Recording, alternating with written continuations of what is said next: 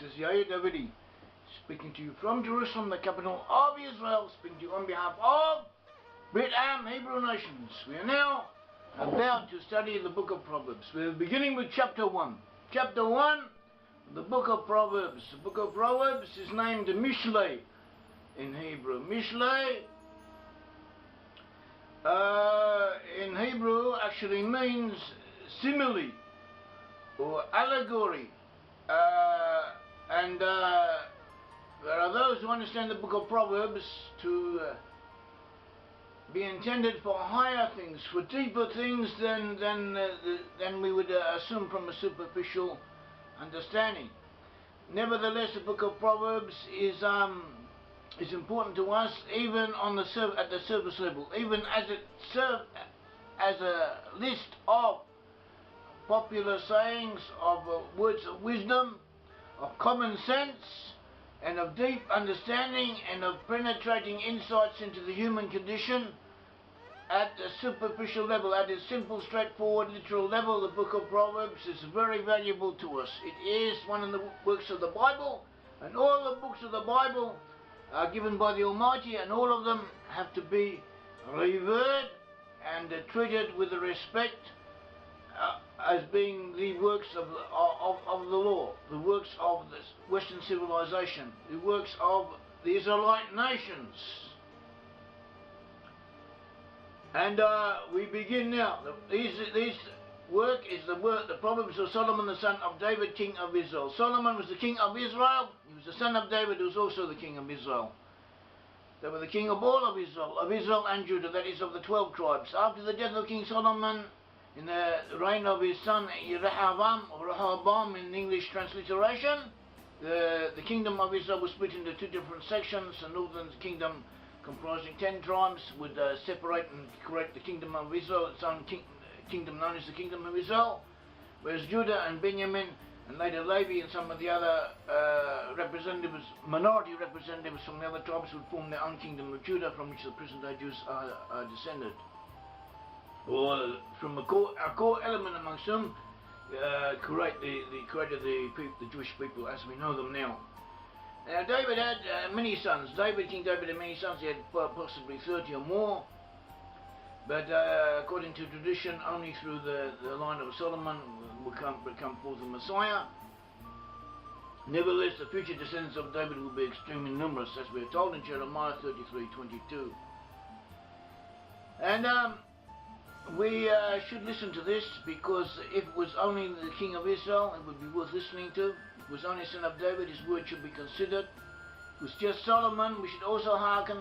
But now we have Solomon, not only Solomon, who was the wisest king who ever lived, the wisest person who ever lived, even though he slipped up later in his life, he sinned. Which shows that all of us are susceptible. No one is impervious to temptation, and no one is impervious to making mistakes. We're all liable to make mistakes, no matter how wise we are, no matter how religious we may be, no matter what spiritual heights we may attain. We're all liable, God forbid, to fall down. So we should be aware of this and take it into consideration. And others should also be aware of this. Our admirers, our followers, are not our admirers. Those who admire great people should be aware that these people can fall down, and they may also make mistakes, as King Solomon did. This book of King Solomon, was written in a time when he was in favour, when he was not making mistakes, when he knew what he was doing, and he was speaking accordingly. And Proverbs 1:2 gives the reason for writing the book of Proverbs, what his motivation was: to know wisdom and instruction, to perceive the words of understanding. And someone wants to know how to behave, the book of Proverbs is indispensable. And some of it is obvious, and some of it is not. Some of it is very deep, it is very involved. But even the obvious points are points that, even though they're quite clear to us and we automatically agree with them, in practice we often forget them in our day-to-day behaviour. So by studying them, we can remind ourselves, and it's worth reminding ourselves. Proverbs 1:3 says to receive the instruction of wisdom, justice, judgment, and equity. The word translated as equity in Hebrew is mesharim, that is going in the straight paths. We should go in a straight way, straight forward, and not look for devious ways and means to make a buck, to make money, or to get advantages that we do not deserve. Let us go forward in a straight path, and the Almighty will help us. 1:4, to give prudence to the simple, to the young man knowledge and instruction. Prudence to the simple, the word translated as prudence in Hebrew is orma, literally meaning cunning. So a good person, simple is Brit-Am, that means simpleton. Someone not only simple, but he doesn't know much. He's gullible, as if to say. So by studying the Book of Proverbs, we also get a little bit of cunning, a little bit of understanding, a little bit of wisdom, a little bit of knowledge, a little bit of insight. And Solomon gives this, the Book of Solomon gives this to us. And also another point which we are given to prudence to the simple, to the young man knowledge and discretion. The word translation as discretion here is mizimah, that is initiative, planning, the ability to take preemptive measures against coming calamities, or against those who plot against us, or against anything that untoward that may occur. Mizimah, that is initiative as well, foresight, pre-planning and preparation. Proverbs 1:5 says, a wise man will hear and increase learning, and a man of understanding will attain wise counsel. It's good to listen to advice and wise sayings. Try to relate to them and compare them to other lessons and experiences that we have in the same field. A wise person will do this. He will listen, he will hear, and he will acquire understanding, and he will compare the new knowledge that he has received with the knowledge that he already has, or things that he has heard elsewhere in the same context, or in a similar related context, and he will increase, he will expand upon them by doing this. Some of the knowledge will increase exponentially. And you should do this. You should pay attention to experts and try and learn things and as well as you can, and increase your total comprehension of reality. Proverbs 1:6 says to understand a proverb and an enigma, the words of the wise and their riddles. The word translated here as enigma in Hebrew is melitza. That means a fluent message. So when you hear a quote that says something to you, in a wisdom which we instinctively appreciate, we should consider its applications. Bible learning accustoms our minds to this. Bible learning helps us, and helps us not only as relating to scriptures, relating to the Bible, it also helps us to relate to life in general, and to relate to learning in other fields. It provides us with a framework, a psychological framework of great value. And it is, if someone wants to get ahead in life and really understand the world and the reality, biblical learning is indispensable. Proverbs 1:7 says, the fear of the Lord is the beginning of knowledge, but fools despise wisdom and instruction. So you have to fear the Lord, fear God. Without the fear of God, there's no point in acquiring knowledge. I once spoke to Eli Merzbach, who was a professor of mathematics in Bar-Ilan University, and he said that he was commentating on Morena Vukim, on a book by Maimonides, who was also a great scientist, and he said that no great scientist, no one who has really discovered anything, achieved breakthroughs in the world of science, scientific achievement, has been an atheist. They've all been fearers of God. They've all been God-fearers. So I asked him, so can you say this about, we have people in Russia, atheistic Russia, and we have people in Germany, Nazi Germany, and in both countries we have bad people, but in their civilizations, in their societies, they achieved scientific breakthroughs, scientific advancements. And he said that this is not so, not exactly so. They were able to utilize existing knowledge and to make technological achievements, to make technological improvements, but real breakthroughs, real discoveries were not so common with them. And the real discoveries that were made by the people who feared God and believed in the Bible or believed in a universal message similar to biblical belief and God. So this, I don't know how exact that is, how true it is, but there's definitely something in it. It's worth remembering that we, through the fear of God, we know other things. We may learn all knowledge emanates from the fear of God. The fear of the Lord is the beginning of knowledge. Fools despise wisdom and instruction. And it says, Proverbs 1:8, my son, hear the instruction of your father, do not forsake the law of your mother. And my son, hear the instruction of your father, do not forsake the law of your mother. And these days, most people suffer because they have hang-ups, all kinds of complexes from the way they were reared, and all kinds of problems. Also, our children, we give our children complexes, and life is very difficult when society is difficult. We ourselves have difficulties, and we are always trying to rectify things that went wrong with us, or we think went wrong with us.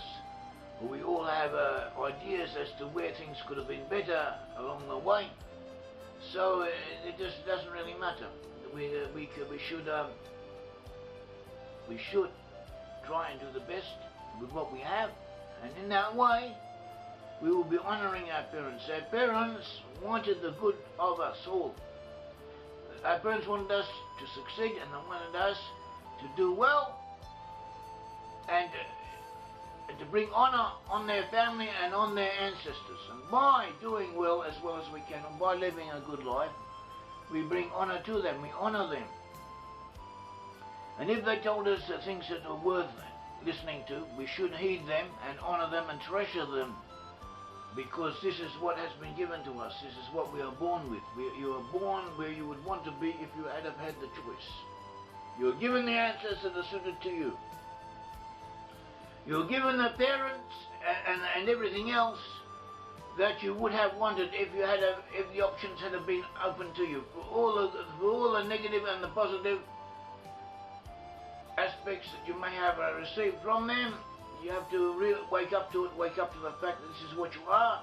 And God Almighty wants you to do the best with what you have. And by doing this, by trying to do the best with what you have, you are not only helping yourself and helping your children, you will also be, in a sense, giving respect to your ancestors, to your parents, and to those who went before you.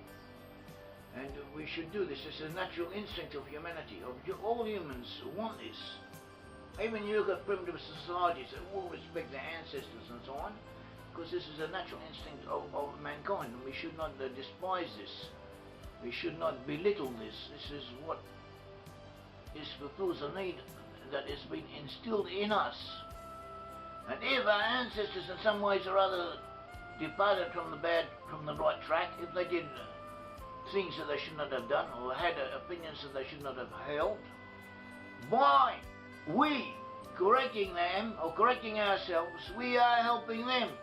We are, as if to say, justifying their existence. We are correcting what they would have wished to have been corrected if they had have known what we now know. So this is worth thinking of and taking factoring into our existence. And he continues, Proverbs 1:9, for they will be a graceful ornament on your head and chains about your neck. In other words, he's talking about Asian types of jewellery, an ornament on your head, chains about your neck. And this is, we are being told that just as these chains or around our neck or ornaments on our head would have been considered very becoming, very beautiful, something to be designed, so too doing the right thing and bringing honour to our families it has the same effect. It makes us look better. It makes us feel better. It helps us to be better, and by being better, it is as if we have something alluring about us and good will come to us. It is one of the pathways to success in life. And as we respect others, and as we respect ourselves, and as we respect our parents and our forefathers, so too shall we receive respect from others, because we will, as if to say, radiate positive influences, and this influences people. People feel it, people get the vibes, as if to say. And there's something in this. Do good, think positively, and others catch on, others register this about you and relate to you in a more positive manner. And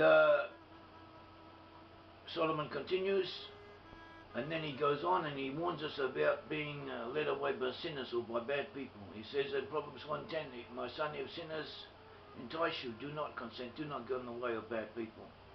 Do not follow their example." He says in Proverbs 1:11, if they say, "Come with us, let us lie in wait to shed blood.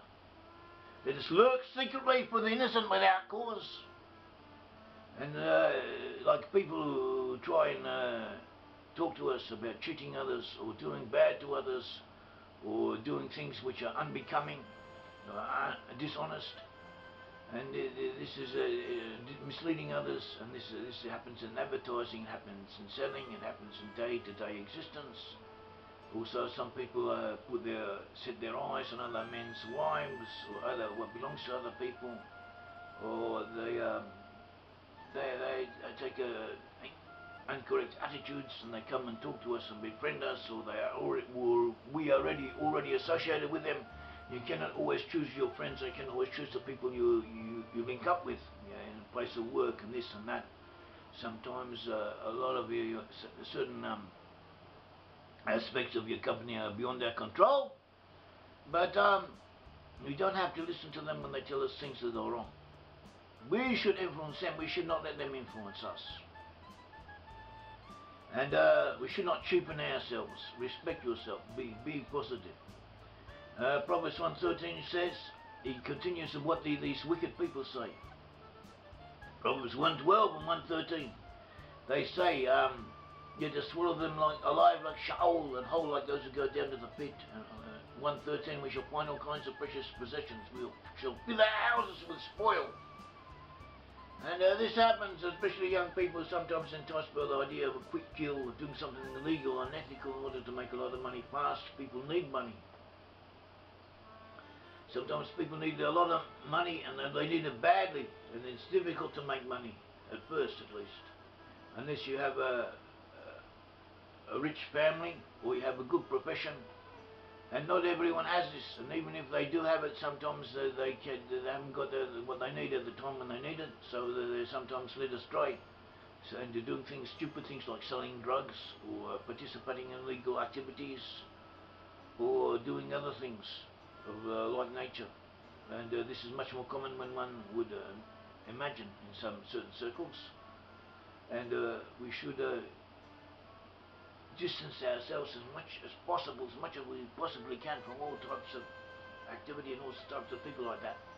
Even by being somehow associated with such people, indirectly, you're liable to get into trouble. So, and young people should know about this. And then Solomon is talking. The Book of Solomon, he frequently addresses himself. He says to my son, he's talking to young people. The Book of Proverbs is applicable to anyone, to us, to old people, to very old people. That anyone can learn and benefit from the Book of Proverbs. But Solomon especially directs his message to young people at the beginning of life, because this can set them on the right track and save them from a lot of troubles, a lot of problems, and also guide them to go upwards and expand themselves and to live good and rich lives and fulfill themselves. As he says in Proverbs 1:15, my son, do not walk in the path with them. Keep away from bad people. Keep your foot from their path. Do not be an easy victim. Do not be taken in. Do not encourage and reward evil by acquiescence. If you see people doing bad or doing something bad, do not act as if you sympathize with them, or you're envious of them, or you encourage them. Keep away from them. Do not even let a smell of evil come close to you if you can help it. He says, for their feet, there's the wicked people, he says in Proverbs 1:16, for their feet run to do evil. They want to do evil, and want to do evil. And evil is going to, bad things is going to happen to them and to anyone who associates themselves with them. They make haste to shed blood. You're liable to die. You're liable, God forbid, to get into situations where you're going to be killed because of that. Or you're going to get sick, or something's going to happen which you would, of great seriousness. So be very careful of this. Do not lose control of your own actions. Find yourself doing things against your better knowledge. It also happens, a person gets into a fight or gets into trouble and he finds things getting out of his own control. And then he has to bear the consequences. And very often this is caused by hanging out with people who have a bad influence. And when things get out of hand, when you act against the dictates of your conscience,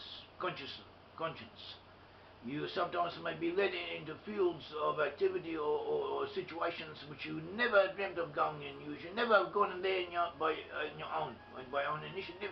That you've been dragged there through associating with people who are bad. 1:17 says, surely in vain the net is spread in the sight of any bird. And from the Hebrew this should be possibly translated as in the eyes of the winged creatures, the net is spread for no reason. In other words,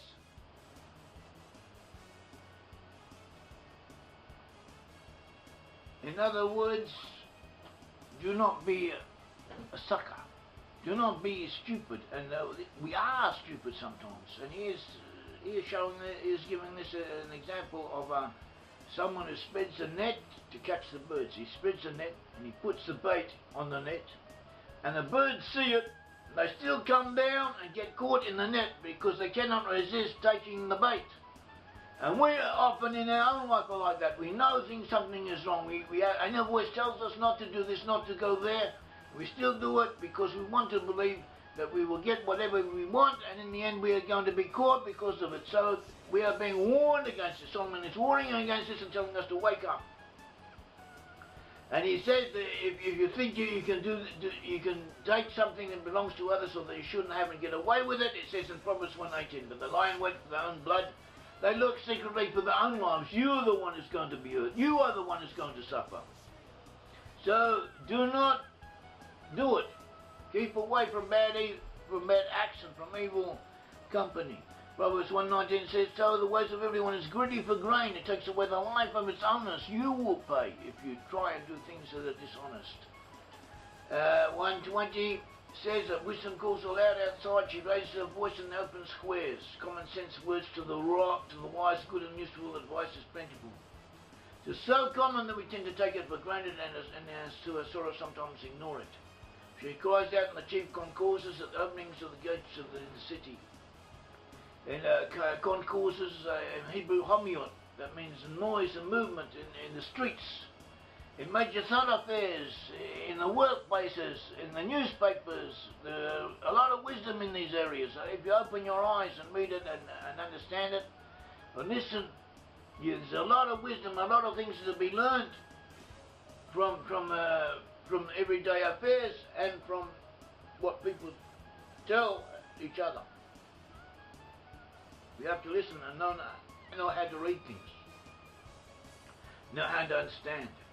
And then Solomon turns to the simple people. He says, how long, in Proverbs 1:22, how long, you simple ones, for you love simplicity, for scorners delight in their scorning, and fools hate knowledge. The word he uses, simple ones, is petty, that is ignorant people. He says, how long will you enjoy being ignorant? A person should learn and take advantage of the opportunities to learn that are given to him and do the best he can. And always keep learning as much as he can. And if you are ignorant, know it, and do not be pleased with not knowing things. So certain people take an attitude that they don't want to know, and they think that it's attractive, that there's something good about not wanting to know, about remaining ignorant. Don't do that. Learn things, acquire knowledge and understanding. And also it says that fools hate knowledge. The word for fools is lathim, the mockers, and they hate sim, and they ridicule themselves. They're not interested in the truth. And mockers sometimes, or quite not sometimes, but very often, actually intellectuals, teachers, people who know things or pretend to know things, who are experts in certain areas, and they talk superciliously about those who believe in the Bible, about biblical knowledge. They dismiss it and make fun of it and bring up all kinds of arguments against it that are not logical, that are not really based on solid reason. They're not based on fact even. They sometimes lie, but even so they bring them up in such a way, such a demeaning, supercilious, arrogant way, and they give you the feeling that something's wrong with you, that you believe in this way, that you don't agree with them in dismissing the truth of Scripture. And we all know that what I've just described is a fact. It is a reality, and we should be aware of it, keep away from it, and when we do encounter it, know what it is.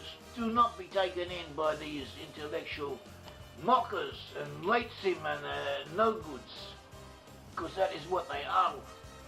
Proverbs 1:23 says, Turn at my book, surely I will pour out my spirit on you, I will make my words known unto you. And when a person internalizes their learning and acts on it, they may feel it become part of them. They begin to understand things intuitively. And because other sources of similar incidents and understand that the same principles are involved. Understanding will increase. We are able to comprehend matters that previously may have been beyond them. And this is the Bible. This is the truth of the Bible. This is the strength of the Bible. And Solomon condemns those who do not take advantage of this. It says in Proverbs 1:24, because I have called and you refused, I have stretched out my hand and no one regarded. Proverbs 1:25, because you disdained all my counsel, all my advice, you dismissed it. You would have none of my rebuke. You try to be awake to what is going on. If Bible helping learns, Bible learning helps. Bible learning helps, and Bible helping also learns. It teaches. Helping others to do things with the Bible teaches us how we should act. We need to open our eyes and see how biblical learning does help.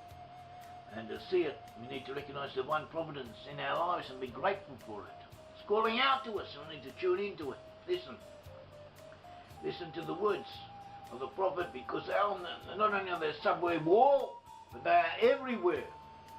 Proverbs 1:26 says, I will also laugh at your calamity, I will mock when your terror comes. So too, when we do not go in the way of wisdom, when we dismiss the biblical knowledge, we are liable to, God forbid, come to disaster or come to serious situations, bad situations, and then as if it is coming back on us and mocking us because we refuse to listen when we could have done.